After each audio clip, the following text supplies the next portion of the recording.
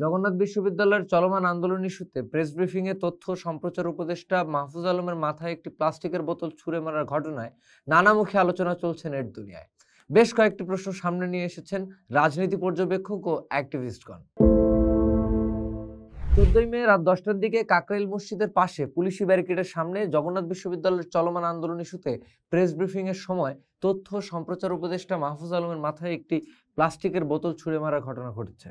এই ঘটনার পরপরই মাহফুজ আলমের সতীর্থরা সোশ্যাল মিডিয়ায় প্রতিক্রিয়া দেখিয়েছেন। অন্তর্বর্তী সরকারের উপদেষ্টা আসিফ মাহমুদ সজীব ভুঁইয়া তার ফেসবুকে লিখেছেন, কয়েক ঘন্টা আগে মাহফুজ ভাইয়ের সঙ্গে যা ঘটলো তাতে হতাশ হয়েছি। ভাই তো চাইলেই পারতেন, এটা আমার মন্ত্রণালয়ের বিষয় নয় বলে এড়িয়ে যেতে। এনসিপির উত্তরাঞ্চলের মুখ্য সংগঠক সার্জিস আলম ফেসবুক পোস্টে লিখেছেন, তিনি নিজের অফিস কিংবা প্রশাসনিক জায়গায় আপনাদের না ডেকে বের হয়ে রাজপথে আপনাদের কাছে গিয়েছেন। এরপর তার সঙ্গে যে আচরণ হয়েছে সেটার জন্য আপনাদের প্রতি ধিক্কার। শিক্ষা উপদেষ্টাকে জবাবদিহি না করে যিনি আপনাদের কথা শুনতে গিয়েছেন, আপনারা তাকে আঘাত করেছেন। এনসিপির দক্ষিণাঞ্চলের মুখ্য সংগঠক হাসনাত আবদুল্লাহ ফেসবুকে লিখেছেন, এ ধরনের উগ্র ও হঠকারী আচরণ ভবিষ্যতে কোনো ইতিবাচক ফল বয়ে আনবে না। আন্দোলনের নেতৃত্বের উচিত প্রকাশ্যে দুঃখ প্রকাশ করা এবং ভবিষ্যতে এমন ন্যাক্কারজনক আচরণের পুনরাবৃত্তি না হওয়ার নিশ্চয়তা দেওয়া। এনসিপির জ্যেষ্ঠ যুগ্ম মুখ্য সমন্বয়ক আব্দুল হান্নান মাসুদ ফেসবুক পোস্টে লিখেছেন, আজ মাহফুজ আলমের সঙ্গে যা করেছেন তার চেয়ে নিকৃষ্ট আর কি হতে পারে। আরেক যুগ্ম আহ্বায়ক সারোয়ার তুষার লিখেছেন, তথ্য উপদেষ্টা মাহফুজ আলমের উপর হামলাকারীর রাজনৈতিক সংশ্লিষ্টতা আছে কিনা তা খতিয়ে দেখা দরকার। ঠিক এই সংশ্লিষ্টতার প্রসঙ্গ সামনে টেনে এনেছেন সাংবাদিক গোলাম মুর্তুজা।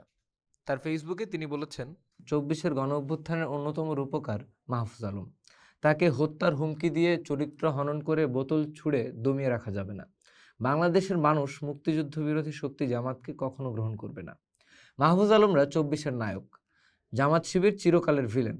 নায়করা মনস্টার হাসিনার পতনের প্রেক্ষাপট তৈরি না করলে গুহায় লুকিয়ে থাকা জামাতকে আরও বহু মূল্য দিতে হতো। জামাত যদি বুদ্ধিদীপ্ত রাজনৈতিক দল হতো, চিরকাল মাহফুজ আলমদের স্যালুট করত। কিন্তু জামাত যেহেতু হঠকারী রাজনৈতিক দল, ফলে সব গুরুত্বপূর্ণ সময়ে যে ভুল করেছে এখনও সেই ভুলের ধারাতেই আছে। তবে লেখক ও প্রাবন্ধিক ফিরোজ আহমেদ ছাত্রদের দাবির সাথে একাত্মতা জানিয়ে বলেছেন, শিক্ষার্থীদের মাঝে ন্যায্যভাবেই এই প্রশ্ন আসবে যে আন্দোলন করতে গিয়ে কেউ পুলিশের জলকামানের শিকার হবে আর কেউ খাবে ঠান্ডা পানি। এমন দেশ প্রতিষ্ঠার জন্য তো শিক্ষার্থীরা জীবন দেননি। তিনি প্রশ্ন তুলে বলেছেন, শিক্ষার্থীদের দাবি ছাত্রাবাস, সেটা কি অযৌক্তিক নাকি টাকার অভাব? জগন্নাথের শিক্ষার্থীরা তাদের এই দাবি বহুদিন ধরে তুলে আসছেন, সেটার যৌক্তিকতা বা অযৌক্তিকতা নিয়ে আলোচনা করেন।